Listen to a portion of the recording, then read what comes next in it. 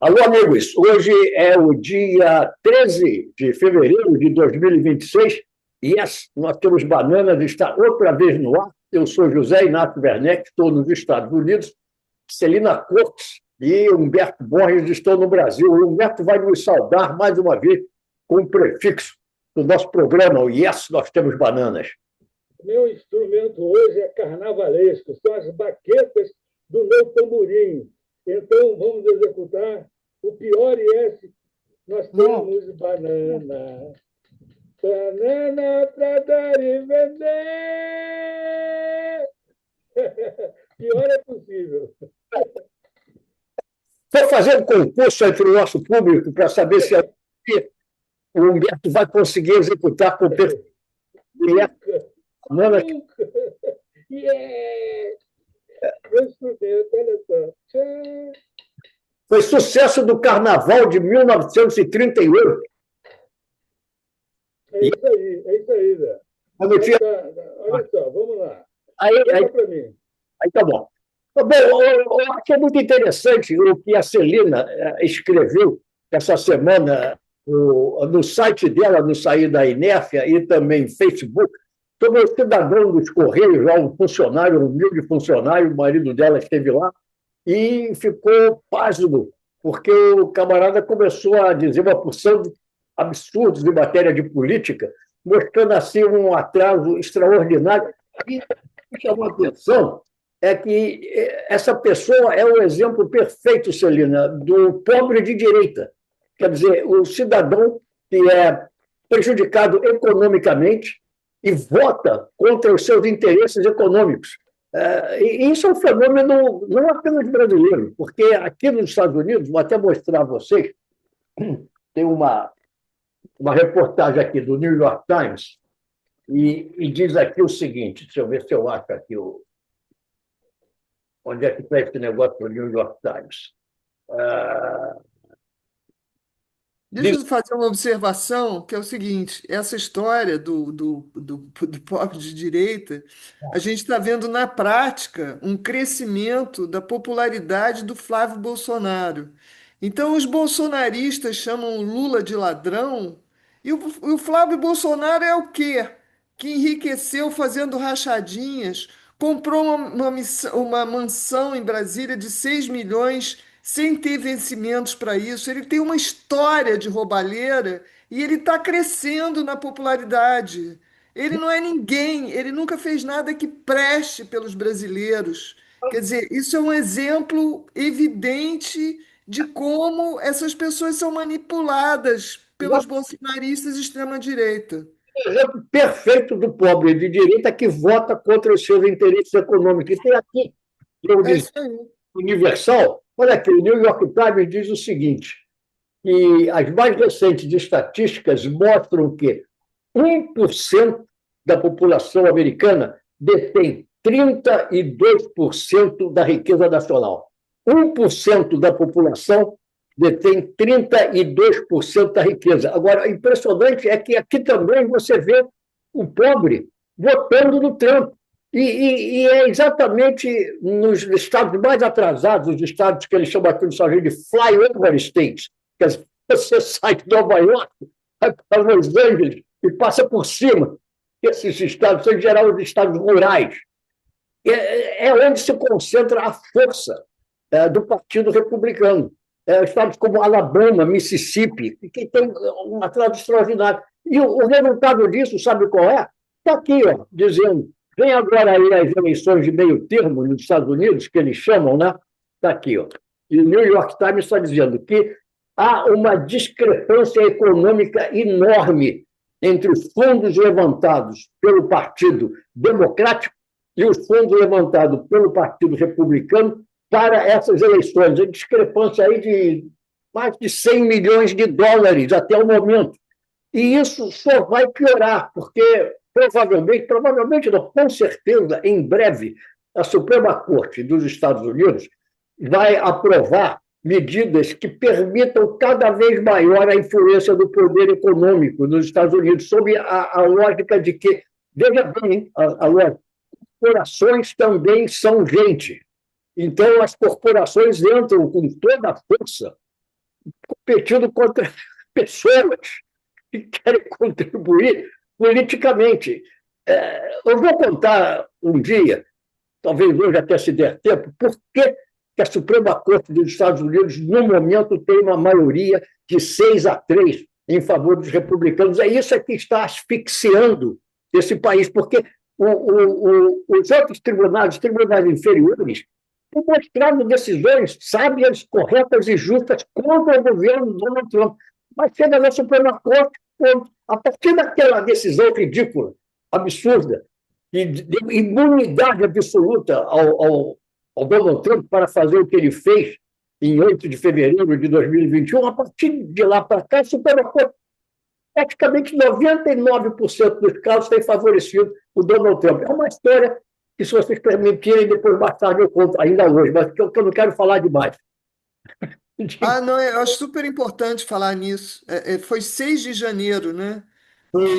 Que foi o quebra-quebra do Capitólio. Que o Trump estava incitando essas pessoas que saíram de uma reunião pessoal com o Trump para o Capitólio para fazer o que fizeram. Morreram 5 pessoas e a Suprema Corte passou a mão na cabeça do Trump e dos outros todos que fizeram as barbaridades. Aí, calma, e o Trump perdoou os assassinos dos 5 agentes de segurança do Congresso, perdoou todos. Tá? Eles estão soltinhos. Mas eu quero voltar um instantinho só à questão do Flávio Bolsonaro. Pode ser?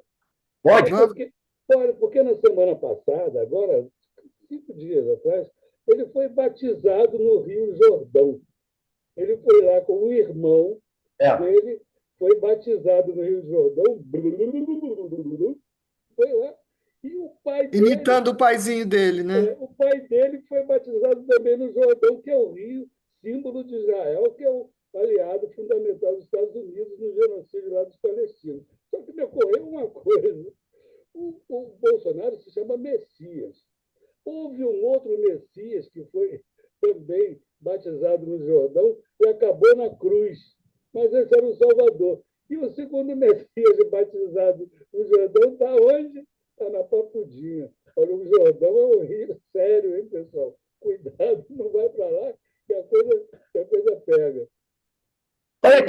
É lógico que ele fez isso para agradar os evangélicos, não tem a menor dúvida, né? Os evangélicos e a colônia judaica no Brasil, que tem muita grana, que se instala na Faria Lima, que tem 130 mil aqui, entendeu? E que tem dupla cidadania israelense e cidadania brasileira.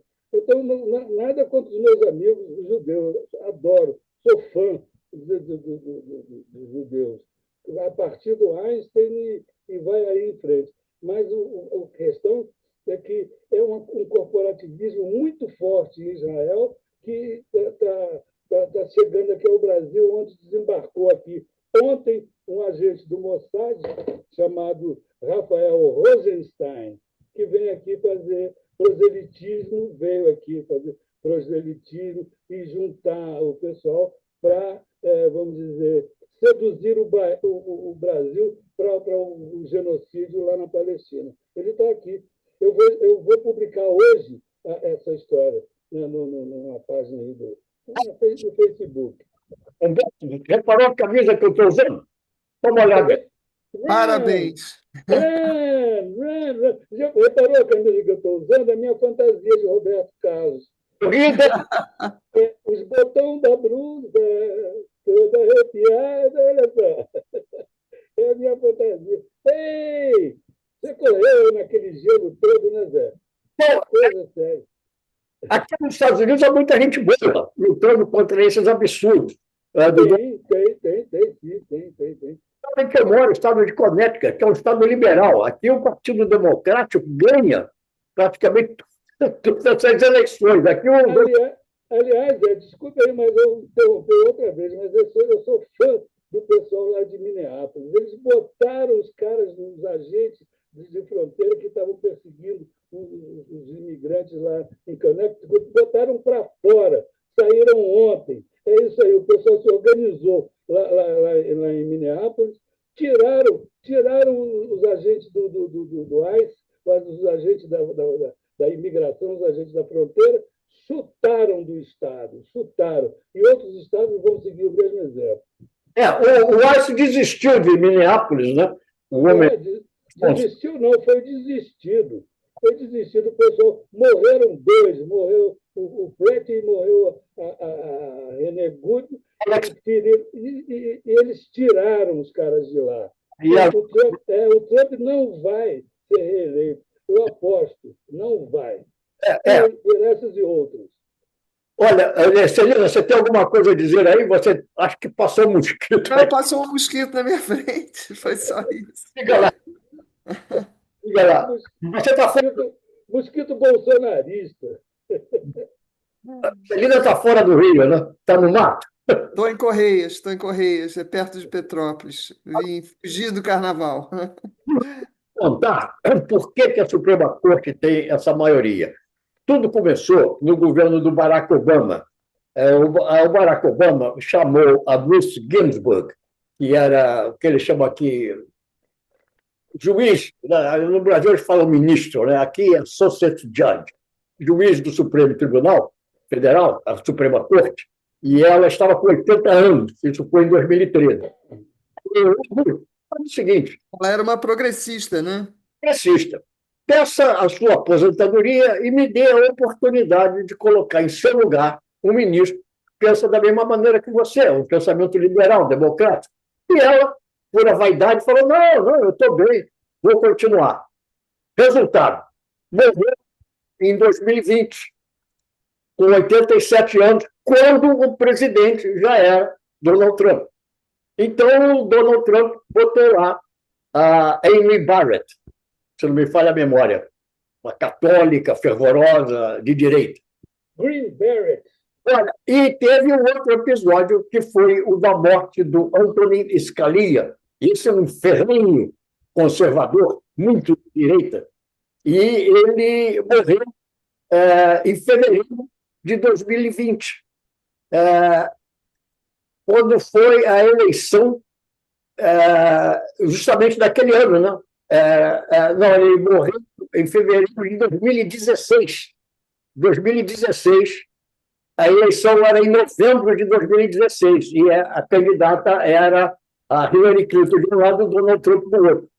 Muito bem, ele morreu em fevereiro, ainda alguns meses até a eleição. E o Barack Obama indicou o Merrick Garland, um juiz liberal também, que depois veio a ser até ministro da Justiça, do Joe Biden, ele indicou o Merrick Garland. Só que o líder dos republicanos no Senado, os republicanos tinham maioria no Senado naquela ocasião, fevereiro de 2016, o Mitchell McConnell sentou em cima, não deixou que a indicação do Barack Obama fosse levada ao julgamento, à consideração do Senado.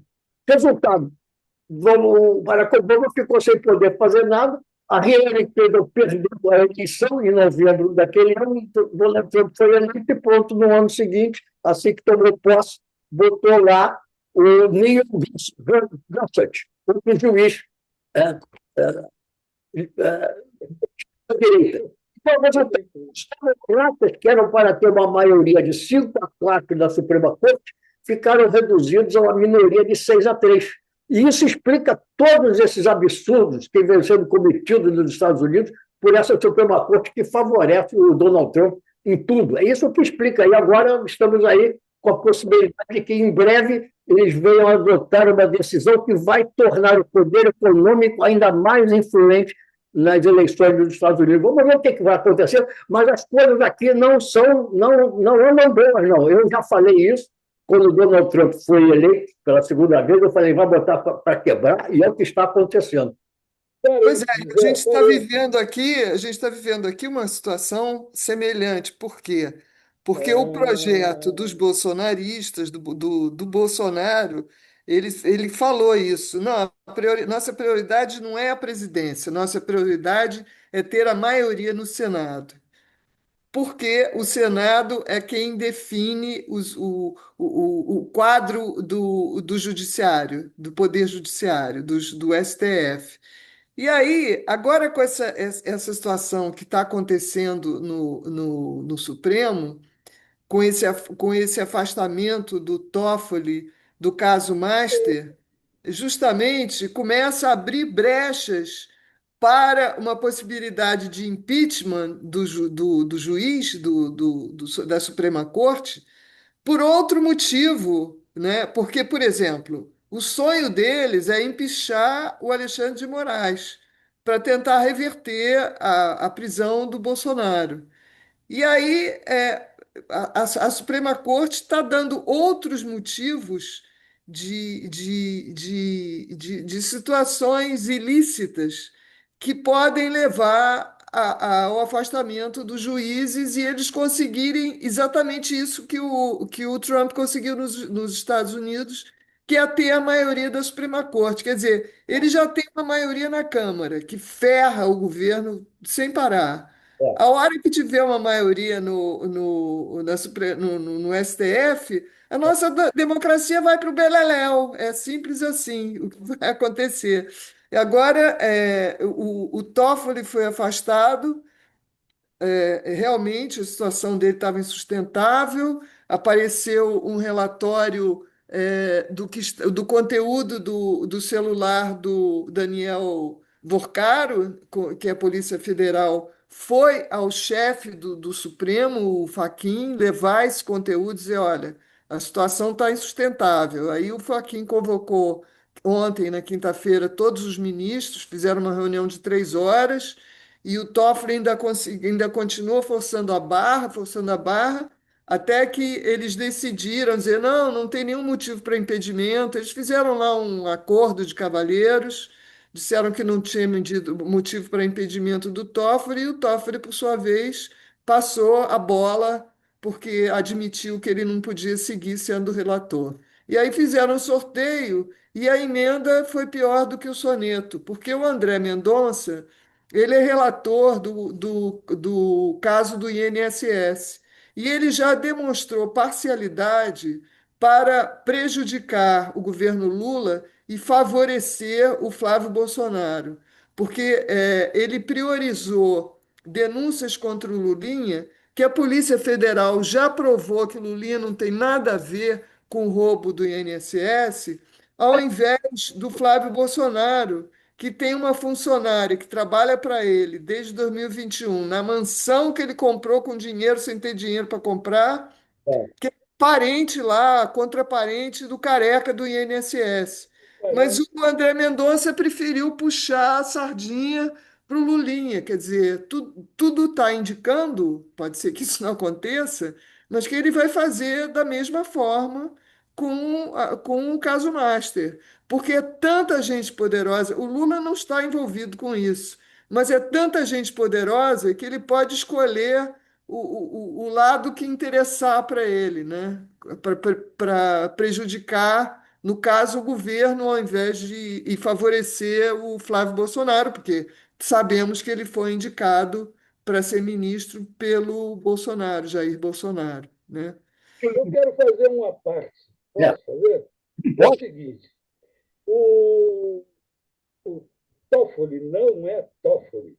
Ele é um trissílabo sem acento agudo. Ele é Toffoli. Ele é Toffoli. Ele é um trissílabo como quiabo, né, que não tem acento. Então, ele é Toffoli, com 2 Fs. E escorregadio como um quiabo.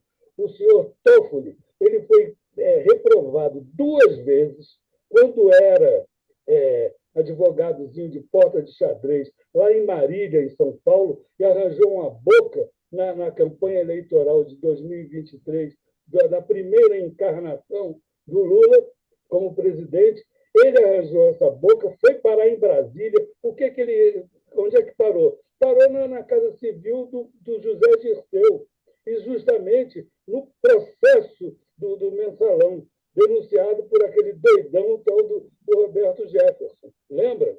Então, quando o Zé Dirceu foi, vamos dizer, fritado, tirado, o Toffoli estava com a chave da caixa preta do mensalão dos políticos ali. E isso aí facilitou a elevação dele, a indicação dele naquela confusão toda. O Lula caiu na besteira e indicou o Toffoli para o Supremo Tribunal Federal, onde ele revelou mais cabalmente a sua incompetência jurídica. O cara que levou 2 vezes bomba num concurso de juiz de primeira instância em São Paulo foi parar no Supremo Tribunal por um acidente, vamos dizer, político, né, do mensalão. Eu acho que o nome dele não é Toffoli, é Toffoli, com 2 Fs. Vocês podem Bom, dizer o que quiserem. o noticiário todo da televisão chama ele de Toffoli, né? Todo mundo chama ele de Eu Toffoli. chamo de Toffoli Repetindo e isso. 2 Fs. Dou um F para vocês e o outro eu já sei o que vou fazer com ele. Muito obrigado pela. Agora, a única coisa lamentável é que ele estava tocando também a história da 13ª Vara de Curitiba, aonde estão surgindo todas as denúncias contra o Sérgio Moro. Ele estava botando isso adiante. E Ele, se ele ele ficar entrou. afastado, essa história também vai voltar lá para trás. Pois ele é uma espécie de, vamos dizer, de gigolô de escândalos. Ele teve no Mensalão, teve no Lava Jato e agora está até o pescoço como é que é o nome desse escândalo agora novo? É o Master? Master? É o Master. Pois é, ele é um gigolô de escândalos, cara. É um negócio que vive de escândalos e pode sair dessa para melhor, entendeu? Porque pode ser aposentado, tomara, mas vai ser aposentado com salário e toda a grana, os 20 milhões da Taiaiá. Imagina o ministro do Supremo Tribunal envolvido com esse tipo de coisa. É uma desmoralização. E quando abrirem a caixa preta de outros ministros que têm relação, se encher o saco, eu vou dizer mesmo, tem ministro envolvido até a tampa na Fundação Getúlio Vargas, botando todos os seus coleguinhas do judiciário em cargos chaves na Fundação Getúlio Vargas. Isso daí vai estourar depois. Mas agora é bom concentrar no caso do Toffoli, porque é possível que ele seja impeachado. Aí, bom, vamos ver o que vai dar. Falei? Olha o meu parêntese como era federal.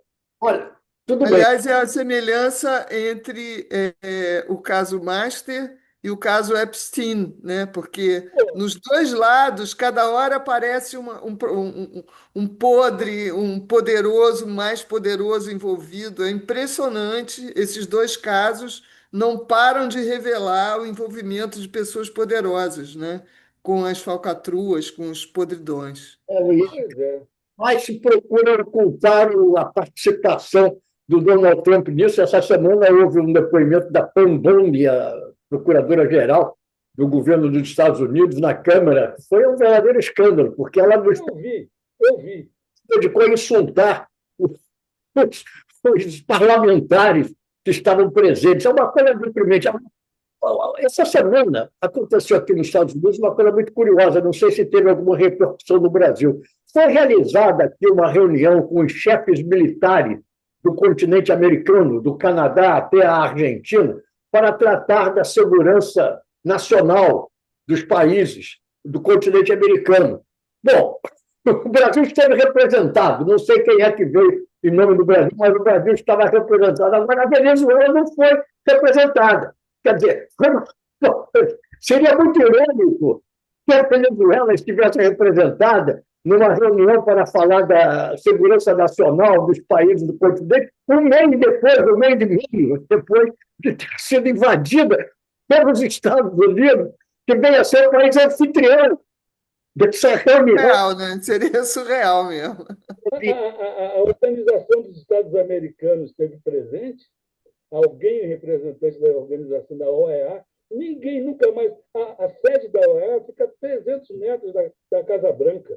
A OEA é a organização que devia reunir esses países. O Trump conseguiu desmoralizar, está desmontando sistematicamente a Organização das Nações Americanas, desmontou a organização, a ONU, nossa entidade máxima da justiça e enfim, global, está desmontando todas as instituições para criar uma situação de poder dar um golpe. Ele está armando um golpe nos Estados Unidos. Cuidado, hein, Zé? Cuidado que esse cara é perigosíssimo. Tomara que ele não corra como você, para não te pegar por aí. Muito bem. Eu tenho uma pergunta rápida para vocês. Quem vai sair candidato aí no Brasil? Olha, bom, o Lula, né? E está cada vez mais se consolidando a candidatura do Flávio Bolsonaro como candidato da direita. Inclusive nas pesquisas, ele está muito acima do trio do Gilberto Kassab, que é o Ratinho, o Eduardo Leite e o Caiado, o trio de ouro lá do Kassab. Nenhum deles está pontuando. O Flávio tá na frente. Pois é, o cara foi tomar banho no Rio Jordão, está ferrado. Não vai dar certo. Todo Messias que toma banho no O Rio que que o Jordão. Flávio Bolsonaro já fez pelo Brasil na vida dele? Ele apareceu, por exemplo, com um projeto de privatização das praias. Que coisa. É uma coisa surreal. Esse cara não é nada. É Mas como o ele, pai dele, que também não era nada, era já golpista desde sempre, que fez lá uma tentativa de uma manifestação, queria fazer um protesto para ganhar mais salário quando ele estava no exército, de jogar bomba na estação de tratamento do Guandu e em estações em instalações militares, aí ele fica famoso por causa disso. O cara não é nada, nenhum deles é nada, nunca fizeram nada que não, prestasse mas pelo país. condecoraram muitos milicianos. Condecoraram aquele miliciano que foi morto lá na Bahia. Sim, sim. Ah, e o Flávio é mesmo. O Flávio providenciou a medalha pro Adriano, que era o chefe do escritório do crime, que Escritório do foi crime, exatamente. assassinado pela polícia na Bahia. Ele deu Apagado. a medalha Tiradentes para o miliciano, que era um agradecimento pelos serviços prestados, né? Depois reclama que eu toco mal o Yes, nós temos banana. Então, da próxima vez, eu vou tocar trombone, boca no trombone. Tudo bem. Olha, eu quero dizer o seguinte: estamos chegando aqui praticamente ao fim do nosso Ilhécio das Cores de Banana, dessa sexta-feira, dia 13 de fevereiro. Eu queria mostrar uma coisa aqui, por que eu estou com isso aqui, ó, aqui. É pelo seguinte: eu tenho esse livro, Caminho do Mar, e eu queria dizer o seguinte: esse livro, se vocês entrarem no meu site, que é joseinaciowerneck.com, vocês vão ver que ele está lá à venda pela Amazon. Agora, eu queria dizer o seguinte: que a Amazon está divulgando o meu livro como um livro de sexo. E eu quero fazer um protesto, porque o meu livro não é um livro de sexo, o livro é em si mesmo, né? Porque o sexo existe na vida. Se não existisse, a humanidade acabaria. Mas é basicamente sobre o golpe militar de 1964, a ditadura militar que se prolongou até 1985, e os acontecimentos relacionados com aquela época, como, por exemplo, a morte do Stuart Angel. Vocês devem lembrar, o filho da Zuzu Angel. Foi desaparecido, torturado e morto, né? Lutava pela democracia no Brasil, né? Entra também no cenário aí político esportivo, porque fala da Copa do Mundo de 1978, em que houve uma coisa muito interessante, não sei se eu vou ter tempo de falar aqui, é pouco sabido no Brasil, mas o Henry Kissinger esteve no vestiário dos jogadores do Peru quando o Brasil o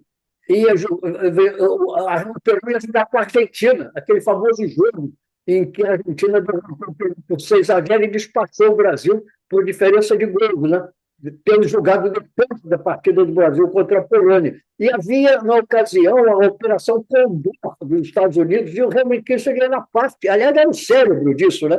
Então, tem desdobramentos políticos e esportivos. Então, o que eu quero dizer aqui é o seguinte: quem se interessar pelo meu livro, pelo amor de Deus, não compre pensando que se trata de obra sobre sexo, não. Pois é, você fala de ditadura, fala de Peru. Quer que a Amazônia não se engane, cara? Você tem mais é que vender esse livro. Agora, a ditadura, o Peru e etc. Qual é Os botões da blusa. o sucesso desse ano no Carnaval, aí no Brasil? O que tem? Antigamente tinha, né? Basta O lembrar. quê? Nós temos bananas de 1938 e outras famosas marchinhas. Essa tradição acabou, né? Acabou as marchinhas, agora é bate-cunho, e olha lá, o carnaval. Aqui em Santa Teresa, por exemplo, tem só uma rua para descer, quando eu só ando de ônibus, quando eu vou descer, que a rua está ocupada, e a culpa que é sexo, porque tem o bloco das Carmelitas, e consta que já desceu hoje, amanhã, hoje gente, hoje é sexta-feira, 13, caramba, hoje Sexta-feira 13 hoje, é isso aí. hoje pulou o muro do convento das Carmelitas, aquela freirinha famosa que desce para sair no bloco, entendeu? Estou chegando ao fim, não quero que a gente seja cortado e desapareça, de repente, no ar. Na próxima sexta-feira, estaremos de volta e vamos conversar, então, sobre o que aconteceu no Carnaval do Brasil esse ano. Bom carnaval aí para todo mundo. Para mim também. Obrigado, obrigado. Tchau, pessoal. Bom carnaval. Vai se fantasiar de quê, você? Eu? Vou dar de coisa. De banana, de banana. Eu pensei que ele ia se fantasiar de abominável Homem das Neves. Porque ele... Só quando vê o Zé Inácio, está com neve até aqui. Bom carnaval, Zé.